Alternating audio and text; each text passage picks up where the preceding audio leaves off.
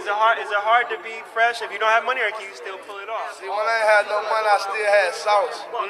See, if you don't got no sauce, then you're lost.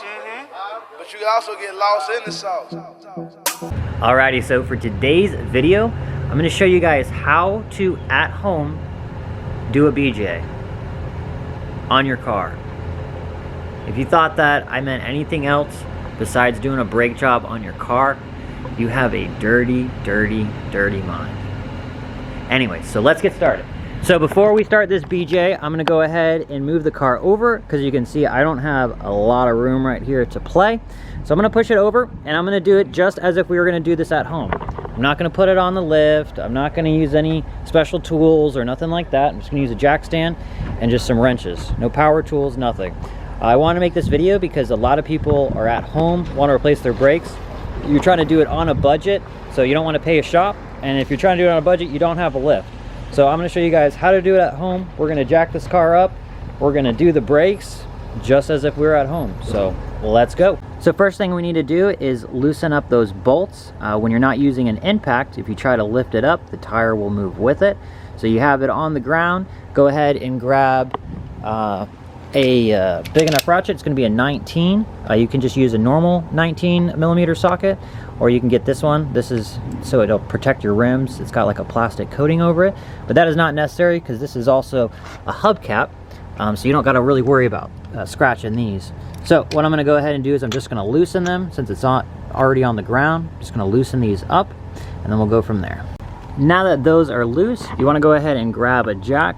If you don't have a jack like this, the car should have come with a jack from the factory in the trunk. You can put it down there. It'll also have a tool that it comes with, or you can turn it, and that way you can get the car up off the ground. But we're just gonna use this jack right here because I couldn't find one in the trunk. I was gonna show you guys how to do it, but this one just didn't have it. So I'm just gonna go ahead and use a jack. We're gonna jack it up. There is a little spot down here to jack it. You can see right there, it's like a little lip that comes out like a little piece of metal, and that's what you're going to do to jack up so you don't hurt the undercarriage of the car. So I got the car jacked up. I highly recommend using a jack stand. If you don't have a jack stand, you could put the tire underneath the car. So keep this here, but this isn't really a fail-proof way to make sure the car don't fall on you or nothing. This is really just so it'll support the car and you have a place to be able to jack it up.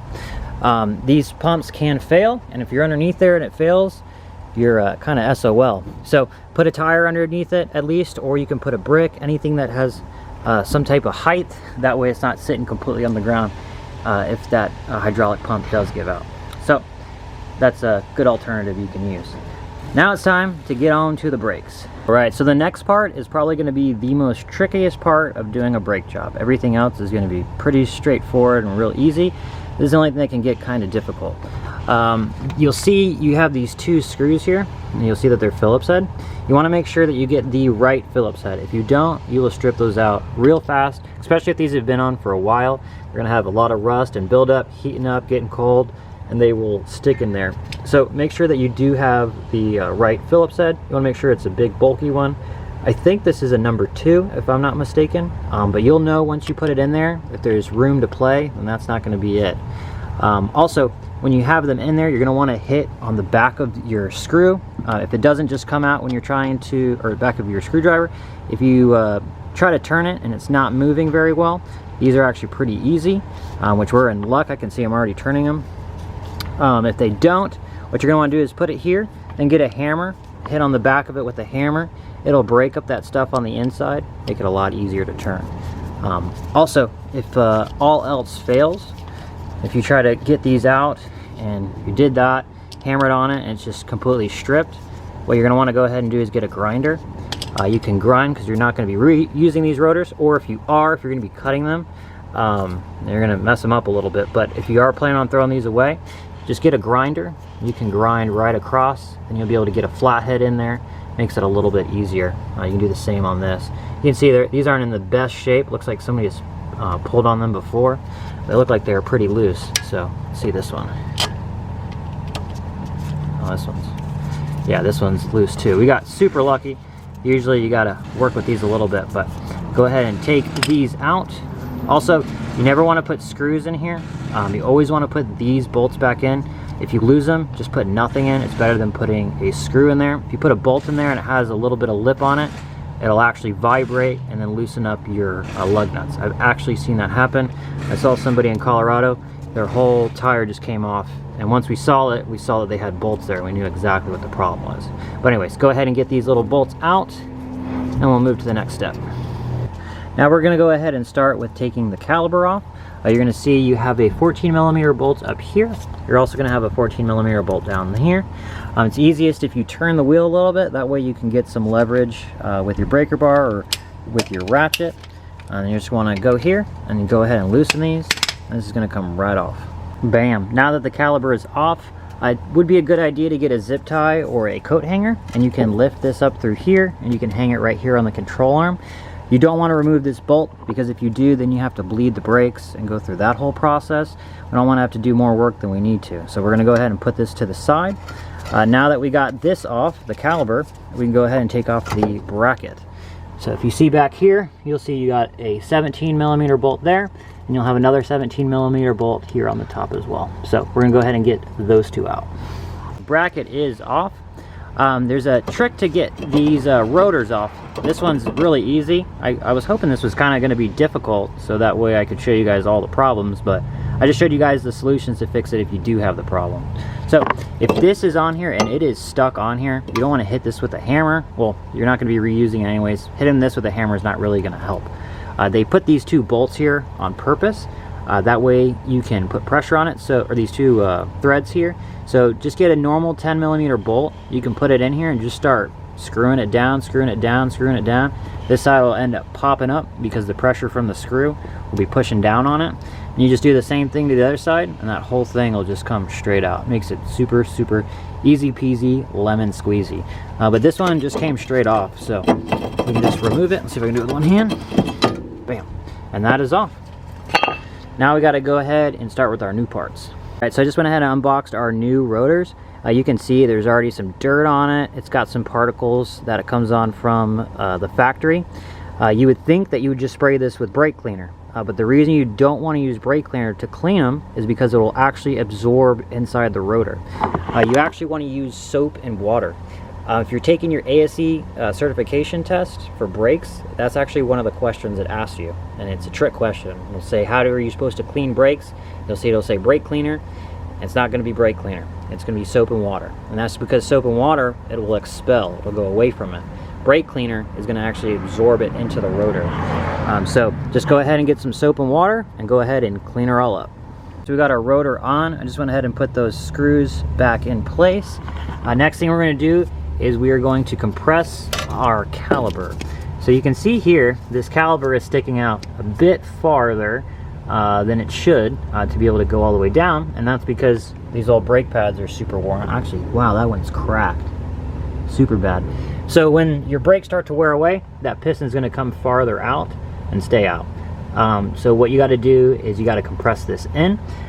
There is a special tool for it, but we're doing this in our driveway, so we don't need no special tools. So what we're going to go ahead and do is we are going to grab a big pipe wrench, just like this, and then you're going to go ahead and grab an old brake pad. This old brake pad, we're going to go ahead and put it right here on the caliper, right here where the piston is, and we're going to go ahead and grab our wrench, our pliers, and we're going to go ahead and compress that. I am not very strong. I weigh 130 pounds, as you guys can tell in the videos, so there is no way I could do this with one hand. So let me go ahead and set the camera down. Now you can see that piston is compressed in. Now when we go ahead and put our bracket on, put our pads in, it'll just go ahead and slide right over it. Sweet. So I just went ahead and put this bracket back on. It's those two 17mm bolts that we took out earlier. Just went ahead and put them back in. It's a good idea to grease these up. You pull these out and you can put grease in them. I just did it and put them back in. That way they don't have issues with them not compressing or coming in or out. While you're here, you may as well do it. So you can take these out, put a little grease on them, and slam them right back in. All right, now that we've got the bracket on, I'm gonna go ahead and put the hardware that we need for our pads. So you go ahead and take the old ones out. I got them right over here. We're gonna go ahead and put the new ones in. So they literally just clip right into place. Just like that. Bam. Alright, now we're gonna go do this one for the top.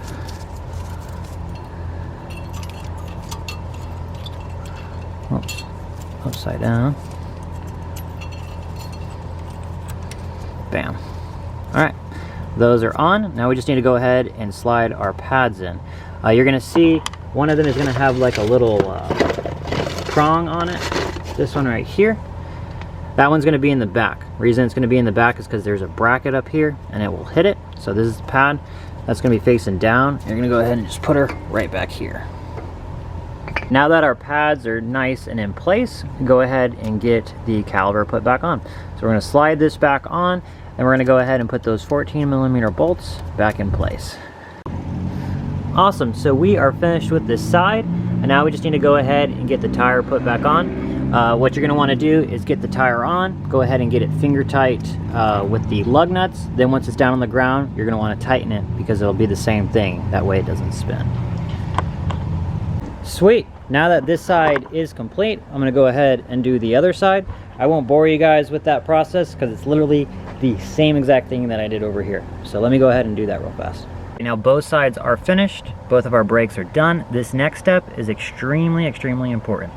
I've actually seen somebody when I worked at a dealership in Tampa. I saw somebody go straight into their nice snap-on toolbox because they didn't follow this step. Once you press in that caliper, it goes all the way in. So when you hit the brakes, the pedal's gonna go all the way to the floor and it's not gonna stop. So you have to pump it so that way it can build up the pressure to be able to grab those pads. So the first thing you wanna do is just pump the pedal. You can do it with the car off. Then go ahead and turn the car on because you'll have vacuum. Just go ahead and press it quite a few times. You'll feel it build up pressure. Once it builds up pressure, then you are good to go. Awesome guys, well that is how you put brakes on your Honda Civic at home in your driveway. When I was doing the driver's side, I noticed that the wheel bearing was super rusted. I didn't drive the car when the customer dropped it off. They just brought me the pads and the rotors and wanted me to throw them on. So I did. I just went ahead and drove it around just to test it out, and I could hear that wheel bearing sounded really bad. I tried calling them. They didn't answer, so I'll wait to hear back from them, and then I'll probably make a video on how to replace a wheel bearing.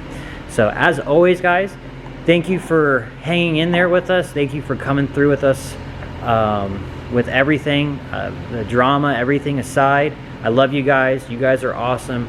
Thank you for your support. If it wasn't for you guys, I don't think I could pull this off. So as always guys, thank you. Like and subscribe. I'll see you guys soon. Peace. Is it hard to be fresh if you don't have money, or can you still pull it off? See, when I ain't had no money, I still had sauce. See, if you don't got no sauce, then you're lost. But you can also get lost in the sauce.